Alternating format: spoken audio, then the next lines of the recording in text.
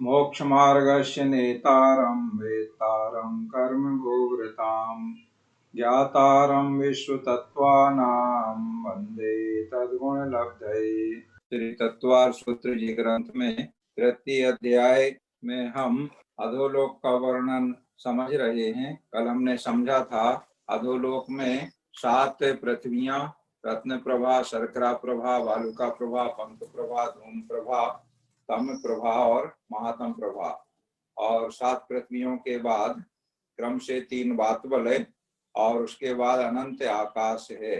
इस प्रकार की व्यवस्था है।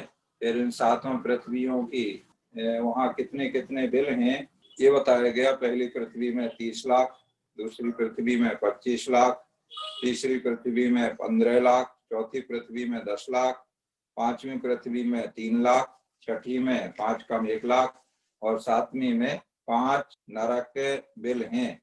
इस तरह से टोटल करने पे 84 लाख बिल नरक में हैं। अब हम आगे बढ़ते हैं, तीसरा सूत्र दोहराएंगे।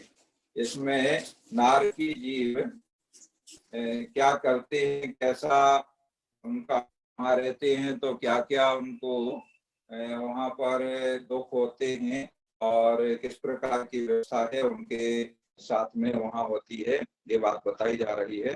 बोलेंगे नारका नित्या शुभतर लेश्या परिणाम, नारका नित्या शुभतर लेश्या परिणाम, देह वेदना विक्रिया, देह वेदना विक्रिया।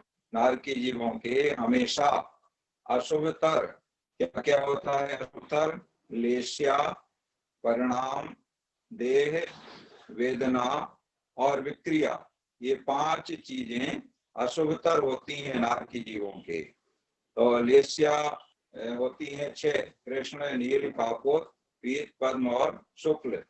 तो पीत, पद्म और शुक्ल ये शुभ लेश्या कहलाती हैं और कृष्ण, नील, कापोत ये अशुभ लेश्या कहलाती हैं।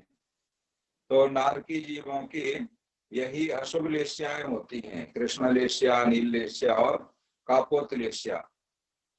कौन कौन सी, कितने बिलों में कौन कौन सी लेश्या होती है इसका भी वर्णन आया है। तो ऊपर के जैसे हम पहली दूसरी पृथ्वी, पहली से शुरू करें तो पहली और दूसरी पृथ्वी के जो नारकी हैं उनमें कापोत लेश्या होती है। फिर तीसरी पृथ्वी में ऊपर के बिलों में कापोत लेश्या होती है और नीचे के बिलों में नील लेश्या होती है। फिर चौथी पृथ्वी में नील लेश्या होती है, पांचवी पृथ्वी में ऊपर के बिलों में नील और नीचे के बिलों में कृष्ण लेश्या होती है और छठी पृथ्वी में कृष्ण लेश्या होती है और 7वीं में परम कृष्ण लेश्या होती है। माने कृष्ण लेश्या में भी और ज्यादा अशुभतर। तो जितने जितने नीचे चले जाओ, पहली पृथ्वी से दूसरी नीचे है, उससे नीचे तीसरी, उतनी उतनी लेश्याएं और अशुभतर होती जाती हैं।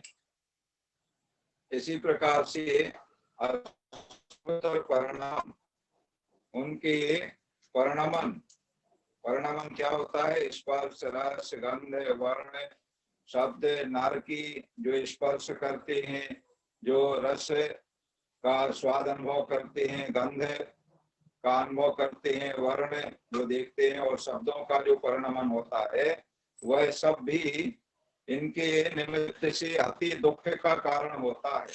इस तरह से उनके परिणाम माने जो भी हैं वो अशुभतर होते हैं, बहुत ही कष्टदायक होते हैं। हर चीज नरक में कष्टदायक ही होती है।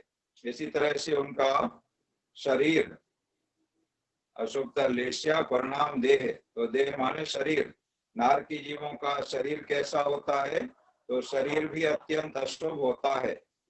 6 संस्थान माने गए हैं शरीर के, तो उन 6 संस्थानों, 6 वेद हैं जो संस्थान के, तो उनमें नारकी जीवों का जो होता है वो अंतिम, अंतिम माने सबसे खराब कुंडक नाम का संस्थान होता है और जो देखने में ही बड़ा भयंकर लगता है। इस तरह का शरीर उनका होता है। नारकियों के शरीर की ऊंचाई की भी बात आती है, तो कितने ऊंचे माने शरीर कितना बड़ा लंबा ऊंचा होता है उनका।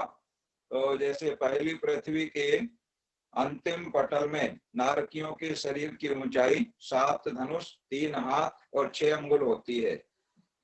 और उसी के बाद नीचे नीचे प्रत्येक पृथ्वी में दूनी दूनी ऊंचाई होती जाती है।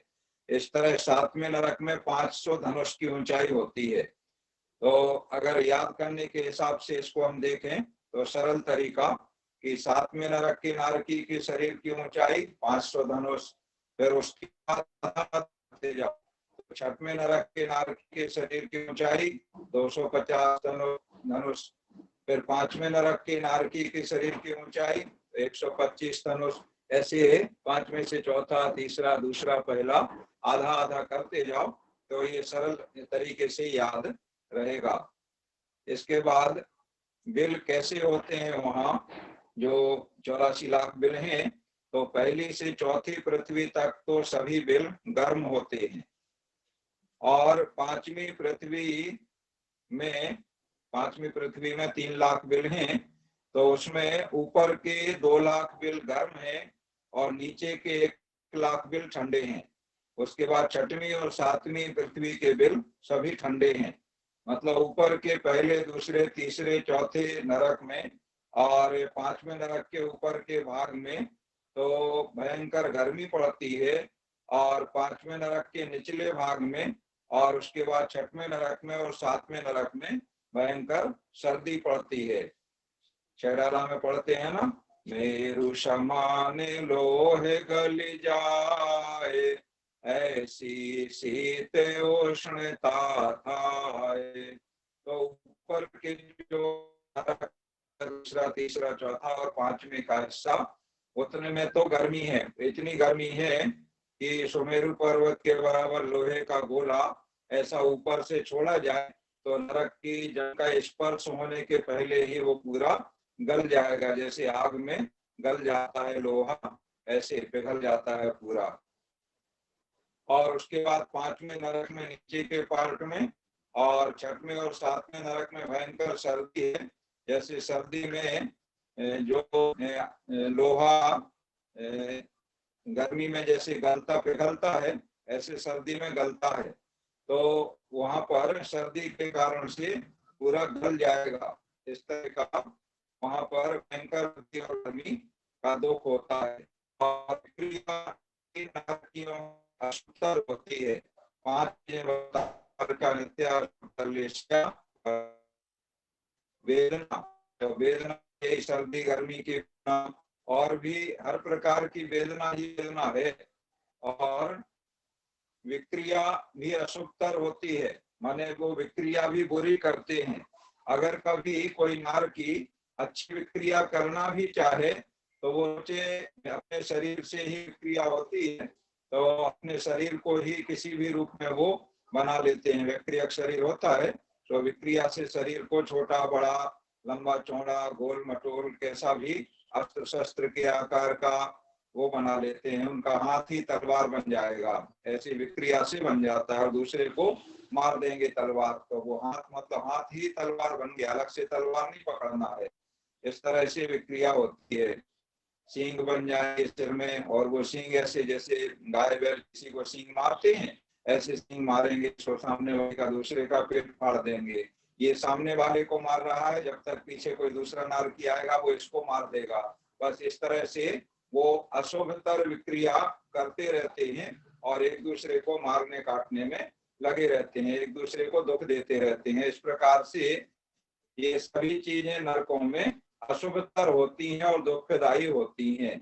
आगे बढ़ते हैं, और क्या दुख है नरक में, तो सूत्र नंबर 4 में बताया जा रहा है, दोहराएंगे। परस्परो दीरित दुखा है।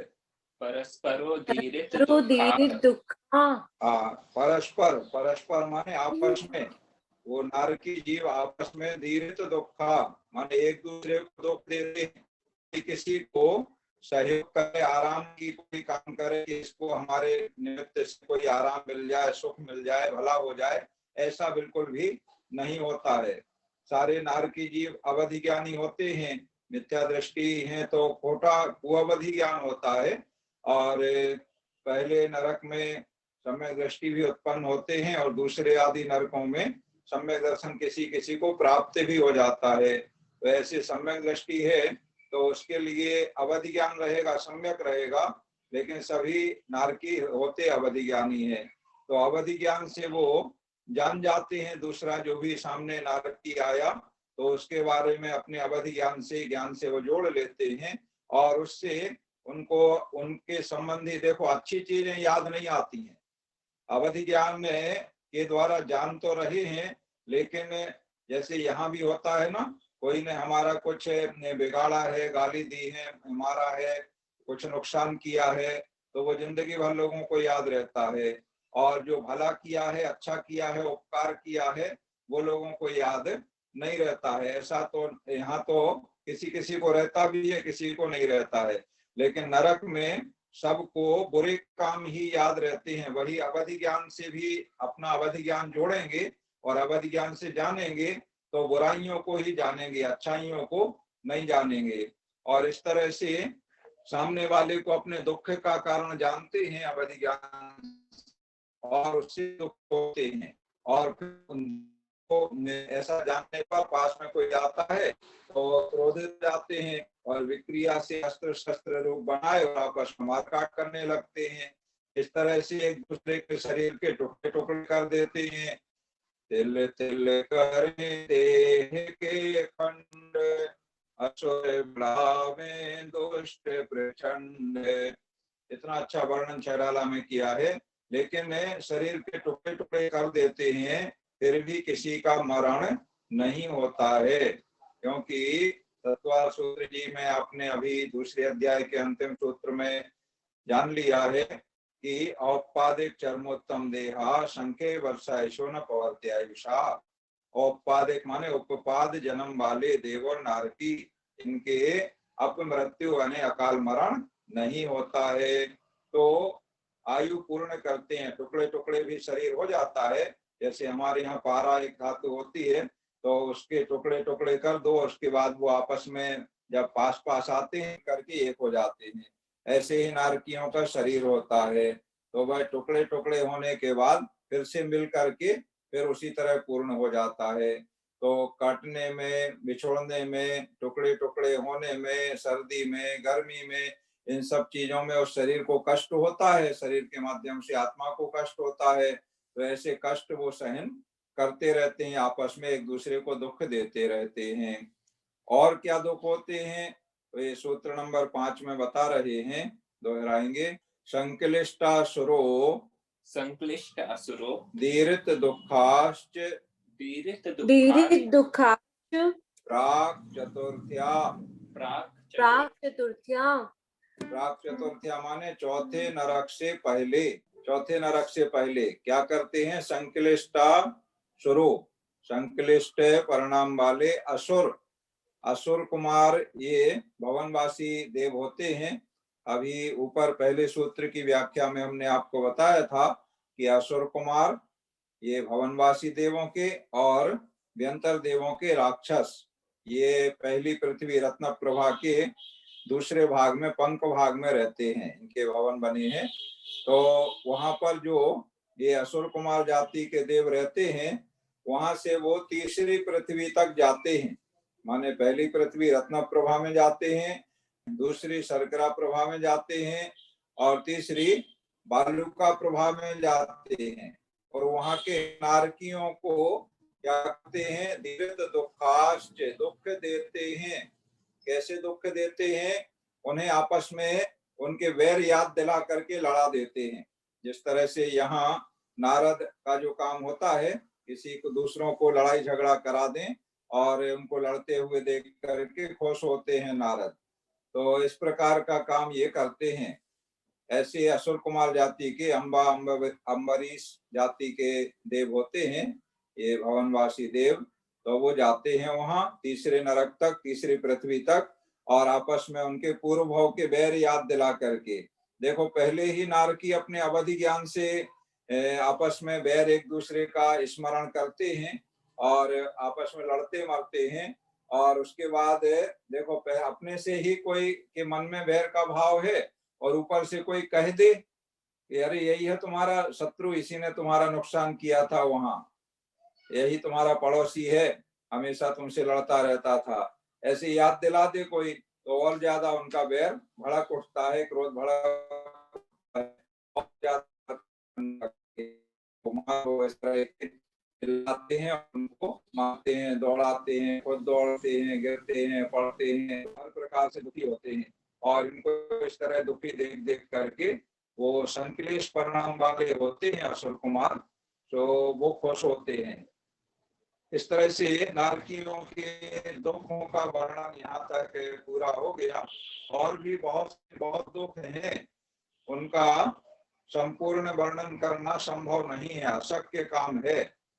कुछ कुछ वर्णन यहाँ पर संक्षेप में किया गया है, बाकी अपने से समझ लें। जैसे वहाँ की नरक की पृथ्वी बहुत ही ज्यादा कष्टकर होती है और उसे पृथ्वी को खा लेते हैं वो नारकी। इतनी दुर्गंध होती है उस पृथ्वी में कि वहाँ की उस भूमि का छोटा सा टुकड़ा, इतना सा कण भी ला करके हमारे यहाँ रख दिया जाए तो कोसों के जीव मर जाएंगे उसकी गंध से, मतलब उस दुर्गंध को सहन नहीं कर पाएंगे।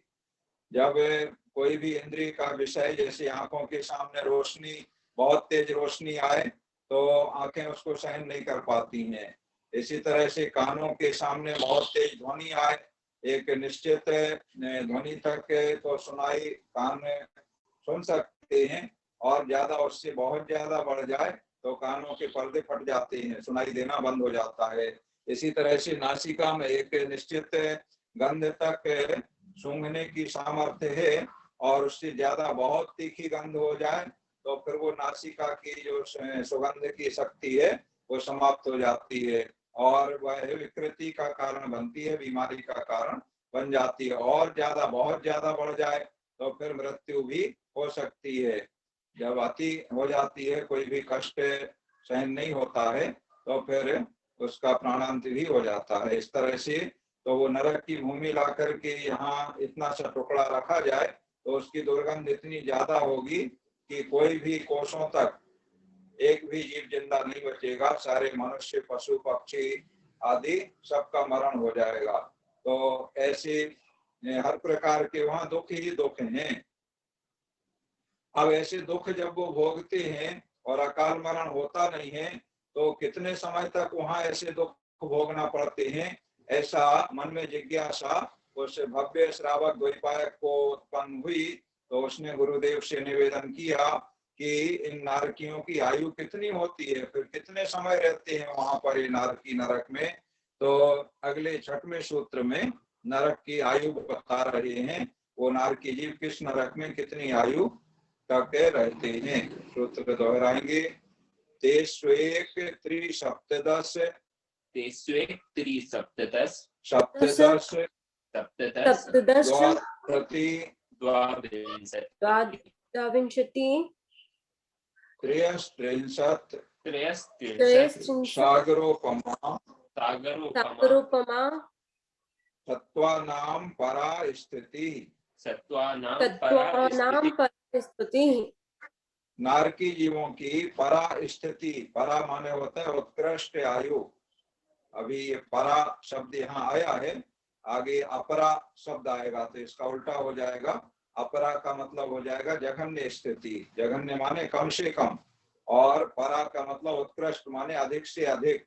तो यहाँ परा माने उत्कृष्ट आयु बताई जा रही है, यानी उस किसी नरक में कोई नारकी जाएगा तो अधिक से अधिक कितने समय तक वहां उसकी आयु रहेगी, कितने समय वहां रहेगा, ये चीज इस सूत्र में बताई गई है।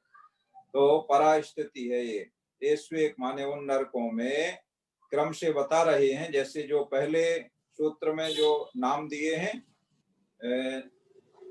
रत्न प्रभा, रत्न शर्करा, तो पहली रत्न प्रभा, दूसरी शर्करा प्रभा, उसी क्रम से यहाँ पर आयु बता रहे हैं।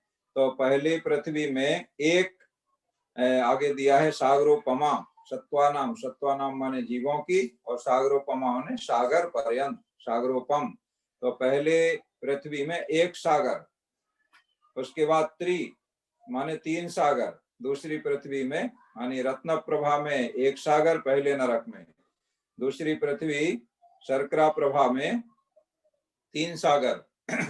फिर तीसरी पृथ्वी में सप्त माने 7 सागर, चौथी पृथ्वी में 10 माने 10 सागर। ऐसे क्रम से बढ़ते जा रहे हैं, 1 3 7 10। उसके बाद पांचवी पृथ्वी में सप्तदश, ये इकट्ठा सप्तदश है। सप्तदश माने 17। देखो इसके पहले सप्त माने 7, 10 माने 10, 10 सप्तदश, 17 इकट्ठा पढ़ेंगे, इकट्ठा लिखा भी है सूत्र में। उसके बाद में द्वाविंशति माने 22 सागर, और 7वें नरक में 63 संस्कृत में बोलते हैं, हिंदी में ऐसे बोलते हैं 33।